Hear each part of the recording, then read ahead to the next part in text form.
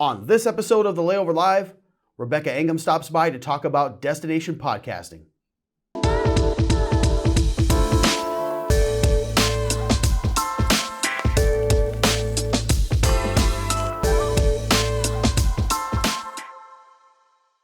Hello everyone and welcome to episode 182 of the Layover Live. I'm Jason Swick, VP of Strategy and Insights at Sibleview, and thank you once again for tuning into our show. We really appreciate it. Now, I can't believe that we have been doing the Layover now for nearly 5 years. And since we started filming episodes back in 2017, we have grown from producing content with our teams to now inviting incredible guests from across the industry to join us each and every week. Now, not only has the Layover progressed over the years, but podcasting in general has grown immensely. Since 2005, more than 700,000 podcasts, accounting for more than 30 million episodes of content, have been created, most of them free.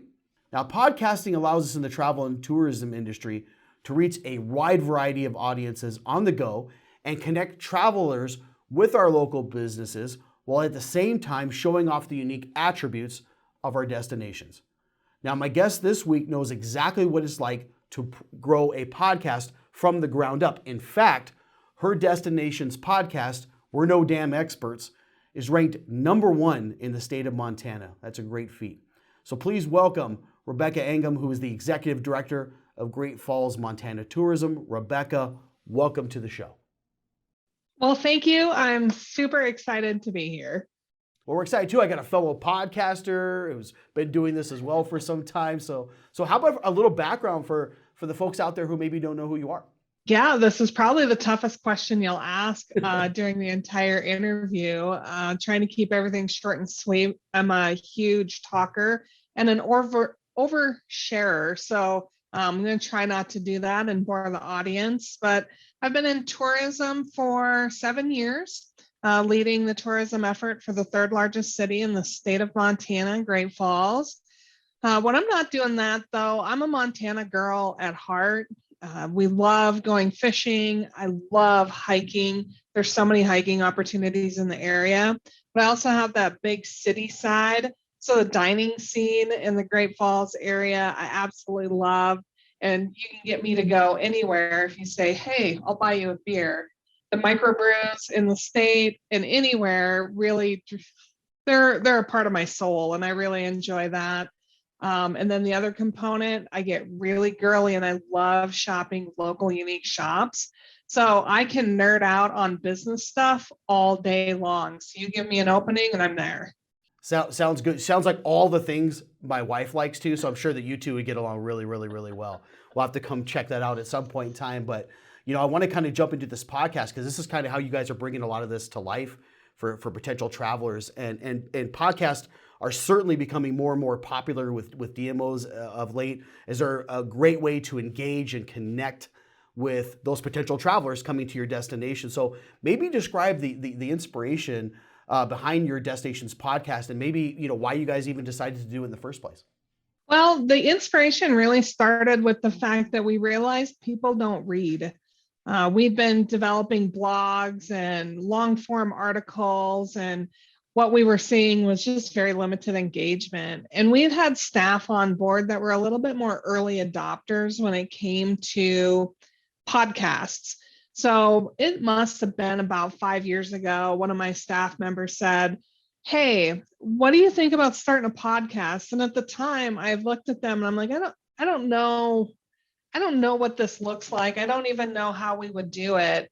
And then we fast forward to a few years later, right as COVID hit, we realized we really didn't have a way to try and communicate a little bit better than with paper format. So we took advantage of some one-time money that came available to make changes to the way we operated that were more COVID friendly. So to say it was born out of COVID is definitely a true statement. And we coupled that idea that people don't read with the idea that we can talk about dang near anything, be a little bit entertaining, and not try and be experts on the subject, which really fit in with our brand. So we said, let's launch it. Let's see how this works. reached out to some colleagues of mine in the past and said, hey, we're thinking about launching a podcast. What do I need for equipment? How am I going to do this? And they really helped us out, giving us a list of things they used as their equipment for their podcast, and started doing a lot of internet research on how to develop a podcast, what's the best way to do it, and then how we wanted to really make it work. Really the cornerstone for it was we just wanted to be able to talk about Great Falls, but at the same time, you can't just talk about your town and drone on like without any character, without any information. So you had to make it entertaining as well, we felt. And so the inspiration for ours really was, let's find the unique things we can tell about our community that don't take long stories, or that we can share that personality of our town with listeners, and then really work in addition to that of layering all that kind of content into our website, but as the added benefit, looking to attract that younger market to start to learn a little bit more about Great Falls, Montana, and what it offers in all aspects, and really instill in their emotional connection with the community. Yeah, I love that a lot, and I love to hear these origin stories about how these podcasts get started. It's very similar to us as well, right? It's kind of this grassroots effort. It's like, where do I begin? Searching on the internet, trying to find ways to do this. But I'm so glad that you did. I think it's such a great way to be able to connect with an audience. And so I want to talk to you a little bit about audience and how you're trying to reach your potential audience. Is it locals?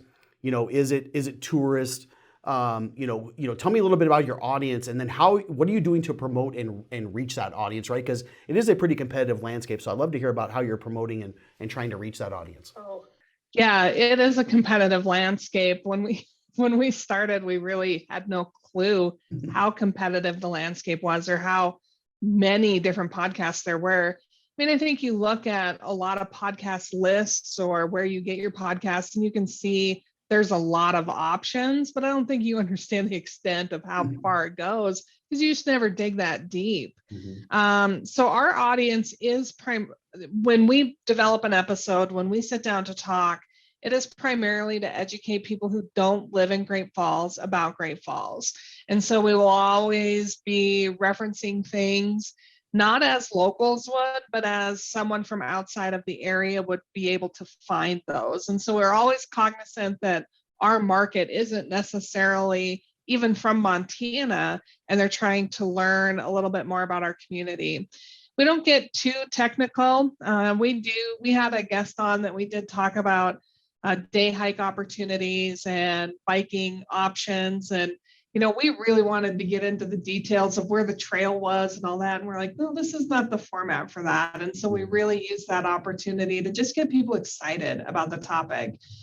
And I think the name of our podcast really lends itself to not have to be an expert on a lot of topics, but then drive traffic to the people that are. So when you start talking about backpacking or hiking or trails to ride your bicycle on, we certainly don't want people picking up our magazine that gets people excited about Great Falls and then try to figure out where these trailheads are and what they need to bring. We'll actually connect them with our local partners that can do that. So our audience, mostly people from out of town, but because so many people, let me phrase it with, Montana only has 1 million people in the entire state. And if you've grown up in Montana, there is this idea that you already know everything about all the towns in Montana. So they all have this type of personality that you're like, oh yeah, I already know about Billings, or I already know about Butte. And really the case for us is people think they know about Great Falls if they're from Montana, and they don't. So we found a large audience gravitating to our podcast because we're sharing things they never knew about our town. So it starts to shift that perspective within the state of Montana with listeners to go, well, I never knew that about Great Falls. Who would have thought Great Falls had all this stuff? And that's what really helped us to then reach more audiences, because Montanans started sharing their episodes and sharing their aha moments on their social channels with their friends and family, which is exactly what we wanted them to do. So as part of that, then that spreads that opportunity to learn about Great Falls a little bit further into the followers or friends of these Montanans that are listening. And we call that kind of that champion ripple effect. The locals are saying, hey, listen to this, learn about this. Maybe next time you're in town, we'll do this, because who knew it was about that? So when we haven't been super strategic about our promotion of the podcast. Mm-hmm. We've done some basics of every Friday when the new podcast episode launches, we'll share it on our social channels. We'll tag the expert that we might have interviewed or the location we're talking about in those social shares. But it's just got this organic following of a lot of people who are like, I never knew this about my hometown. And so we're getting fan mail from people in Texas and North Carolina that are following this podcast to learn about our community. Some of them are people who used to live here. And we get stories like my mom for years tried to get us to go to the C.M. Russell Museum. We thought for sure it was the dumbest thing we'd ever do. Then we listened to your episode, and now we're mad at ourselves for not listening to our mom tell us all those years to go to the Russell Museum. You actually shared with us why we would want to go. And those are the kind of stories we love to hear, because then they're sharing with their friends and neighbors in Texas or North Carolina or wherever they're from about that episode. We've done stickers that we hand out to people so that when they're in market, we could let them know, here's some more information. Because during COVID, when we were shut down, we missed that opportunity to share the stories with people who walked into the office about what there is to do here. Now we've got that recorded so that we don't have to spend the thousands of hours that we have with sharing elements of the podcast. We can just send them to that channel and let them listen and learn and get excited about Great Falls and get more details on specific topics, because they just don't have the time to sit and to listen to us talk in person all the time. But now they get to hear us whenever they want. Right, which is great, right? It's you're meeting the audience where they're at, right? Oftentimes we're listening to podcasts in our cars, or we're maybe driving to work. I've done it on road trips. And you talk about this audience and how you're reaching some of these folks, right? You've got the people within the state that are finding out, oh wow, I didn't know that was there. That's really interesting to me. But then also reaching people outside of that realm and getting them excited and getting some buzz around the destination. So it kind of serves these two purposes, which is really cool. Now you touched, Rebecca, a little bit on some of the topics, but I'd love to hear more about specifically some of the topics that you guys try to cover on the show, and maybe even sharing like what's your favorite episode you guys have done. Yeah, the podcast covers anything connected to Great Falls. So we do a lot of outdoor recreation. We do a lot of art topics, because if anybody knows anything about Montana, it is because there's outdoor recreation in the city or in the state. And so when people come to Montana to travel, have a vacation, most of the time it's for outdoor recreation, and Great Falls is no different. But what sets our community apart is our art scene. And so we balance those episodes with what's the most relevant topic to be talking about now when it comes to outdoor recreation or art. And some of it is evergreen content. I would say 80% of it is evergreen content. The other 20% might be event specific. And so it'll be a little bit of the general information about the event that may happen every year, and then some specifics about what's happening this year. And so we're never short of content. We do episodes that get us excited. If we want to learn a little bit something more about an area, about any component of that topic, we'll bring somebody in to discuss it. And I think it's not necessarily it is one of my favorite episodes, where we visited with the architect who helped restore the C.M. Russell Museum house that Charlie Russell used to live in. And we talked for about 40 minutes about wallpaper. Now, there's only so many times that I think a podcaster could say, hey, I want to do a 45-minute episode on wallpaper. But the stories behind how the house was constructed and the layers of wallpaper that were on the walls and how they had to recreate that wallpaper by hand stamping because they couldn't find the manufacturer from the 1900s. I couldn't find the original anything. And so they recreated it by hand to put in there. So when you get to hear the story of the person going through that and how it looked and what the parameters of that were, yeah, we did an entire episode on wallpaper. We like to drill down into certain topics. So we will cover something broadly, but then we know the layers of that, and then we'll peel back in those episodes as well. I've got a few favorites other than the wallpaper that really, for different reasons, were fun. Episode 47 for us was an episode that we visited with local outfitter Craig Madsen. And the thing that made this episode so fun is we let our personality shine through on the podcast. And so Craig and my former co-host Madi just were at each other's throat, kind of not in a bad way, but just ribbing each other back and forth throughout the entire episode. And it was so funny. I spent most of the episode just laughing at these two having conversations about floating down a river and fishing the Missouri. Then Madi and I did a solo episode on hunting. And in my intro, I told you I like to fish, right, but I am not a hunter. And Madi was no hunter either. So we shared what very little we knew about hunting and where to get more resources. And then we did one episode that we ultimately broke into 3 different episodes with James Parker Shield about the first people here in this area and the Little Shell tribe that is residented here in Great Falls. And that was just amazing. We just kept letting James talk. We were so enthralled through the whole thing.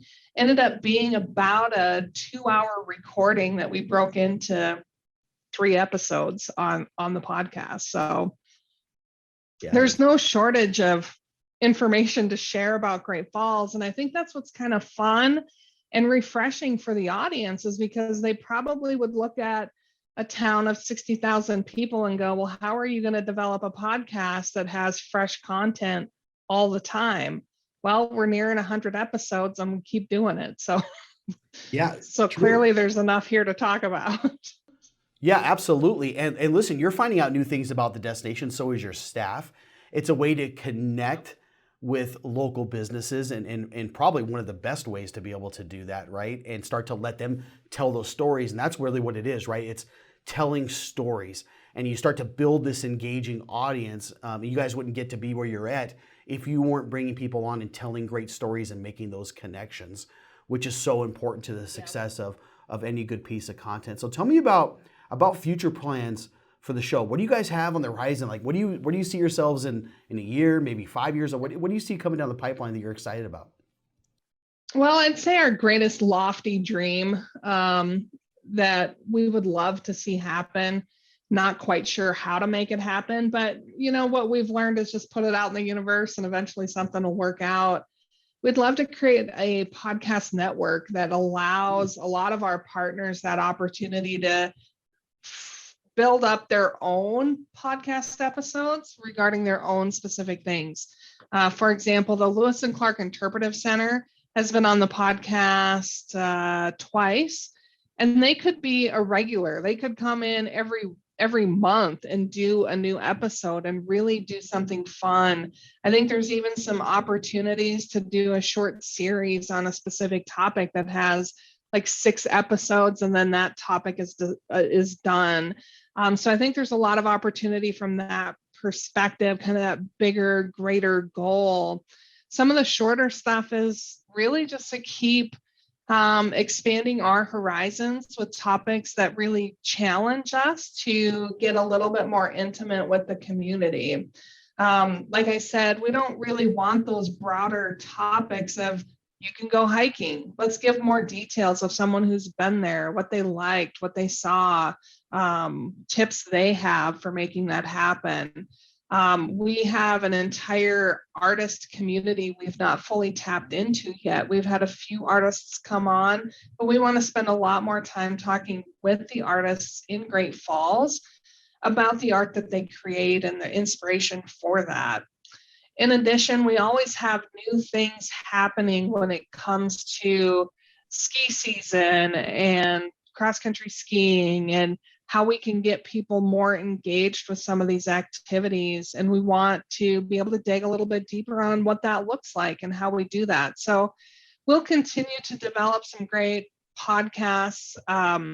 We did a co-host opportunity with the Great Falls Symphony in October, and we were the hosts for the Halloween concert. So we got to play We're No Damn Experts podcast hosts as the host for the symphony concert.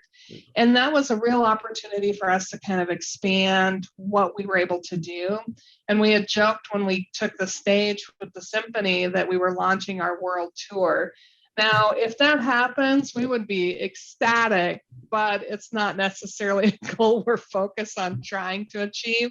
But man, if somebody wants to book us to do a world tour of We're No Damn Experts, we're there for you. I love it. And listen, these are all really great ideas, right? I mean, you wouldn't, the networking concept I think is great. I love the idea of doing a series, and all of these things can spill in, Rebecca, into like other forms of content that could trickle into the website and help repurpose and get a lot of longevity out of some of those things, which I think is really great. And listen, you wouldn't become the number one podcast in Montana if you guys weren't coming up with some great ideas. So I'd love to hear that. So in parting, and I think my last question to you is maybe some advice you can share for the industry. What recommendations maybe you make for other DMOs or CVBs out there who are maybe on the fence or thinking about creating their own podcast. What would you tell them? What advice would you give them? Well, I would first start with my favorite piece of advice to anyone. Don't wait to be perfect. I had a mentor who once said, Microsoft never launches a version that is perfect. That's always multiple versions. You're on 1.0, 1.5, 2.6. Don't ever wait for it to be perfect or you'll never be able to launch it, which is so true of ours. Our first 5-6 episodes, the sound quality was atrocious, but we kept going because this is what we wanted to do. The other piece of advice is really kind of know how you want to move forward. Kind of one of the big things that Maudie had done some research on before we launched was how many episodes to just have in the bank to start with, which I thought was a really great piece of advice. If you decide you want to launch a podcast, record the first 5 to 8 episodes and have them ready when you launch. What we found was when people first started listening, they got excited and they didn't want to have to wait a week for the next episode. Now, I realized most people didn't just sit down and binge, except our parents, for the first 5 episodes that we launched, but they were there so we could get people excited and ready to learn more because we had so many ready to go when we launched. So then that allowed us the opportunity to keep going with new episodes every week, and people then really had the opportunity to just play catch up the entire time. Another big piece of advice from us would be be very protective of your audience. Know what kind of content will resonate, and it's almost as much as being protective of your brand. We'll get people who see this as another opportunity to do free promotion for whatever it is they have. Well, if you've ever sat in on a presentation from the federal government about programs that they might offer that are a great benefit to you, it's dull, boring, and dry. And that's not what our audience tunes in to listen for. And so we really are protective of what the story is that we're looking to tell. And so when people look to partner with us, we're very focused on what story do you think you want to tell, and are you willing to share these elements of your story? not just here are the details for an event or here's the details of our nonprofit, give us money. So we're very focused in on the story first. Last kind of piece of advice that I would share is the equipment does matter. We started with some really poor equipment and it was fine to get started, but make some substantial investments early on with the equipment that you might need to launch and that might help take you longer term. So we started with really cheap equipment. We're already having to upgrade a lot of that equipment because the things we didn't realize we were going to do to start with, like on-site podcasting or recording of the podcast episode visually as well as auditorily, making sure that equipment was the right equipment for what we wanted to do. So we've got a few episodes under our belt. We now know what the next phase of that looks like. But kind of going back to that first piece of advice, don't wait to be perfect to launch. At least get it going, and then you can learn along the way. At least that's what worked for us. And then, of course, because we took from the name of the podcast, We're No Damn Experts, some of the best content we have is done when we prepare the least. And so there's very little preparation that goes into a lot of our episodes. And those are the episodes that go really well. Mostly because as hosts, we're no experts on the subject matter. So we leave that for the expert we've brought in. And as we ask and engage those questions, everybody gets excited. They're involved. They're like, oh yeah, let's learn more. So those would be my pieces of advice. There's always more resources available that people can reach out to, but that's what we've learned kind of from our perspective. Yeah, I think it's really good advice, and I think it resonates with me very much, Rebecca, in the same way.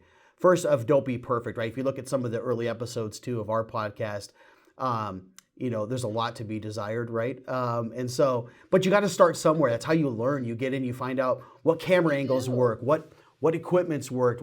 This content does better. This lighting situation works better. Whatever it may be. You just got to get out there and be good enough and start someplace. I love the idea too of coming up with several episodes in the beginning. I think that's really smart because if you do start to build some buzz in the beginning, you do want to have some supplemental episodes to be able to nurture and keep that audience excited until you can come out with some new items. I think that's really good advice. And then lastly, you mentioned equipment. I think that's a really, really important thing, especially as it relates to mic quality and things of that nature. Listen, you don't need something that's studio ready for a big production, but you can make some investments, that are relatively minor on the grand scale of things, and actually still get some pretty good quality. Prove the concept out, and then start to build into it very much like you guys did. I think it's a smart thing to do, but equipment makes a big difference. You're representing your brand. You want to come across as being as professional as possible. Put the effort into this as much as you would into anything else. You'll get the results from that. So really, really, really good advice, and something that I think is absolutely important if you're looking at starting that podcast. We will link in the show notes below a link to your podcast as well. If you want, folks, a good place to start, this is an excellent, excellent podcast that you need to check out. Again, they're not number one in Montana for no reason. Rebecca, I know you're very humble with a lot of that stuff, but you guys have some really good, engaging content that may seem easy to do, but it also requires work and effort. I think being consistent is important, right? Not coming out 1 week and then waiting 3 weeks and then doing this. Find a pattern that works for your organization. Be consistent, much like you guys have, I think is good advice. So Rebecca, thank you so much for coming on and sharing this information with others out there. I think they'll find it very helpful. So I really appreciate you coming on the show. Well, we really are honored to be able to sit and visit with you, Jason. I keep saying we because the show did have a co-host, but sure. I was very honored to be able to be a part of this, and I greatly appreciate the opportunity to visit and share our podcast with your audience. So greatly appreciate that. Thank you. You're very welcome. The pleasure is certainly all ours. And thank you for tuning in each and every week. If you're not subscribed, please do so now. We're also available on audio podcasts through Spotify and iTunes. So thanks for tuning in, everyone. We'll see you next time, and have a great day.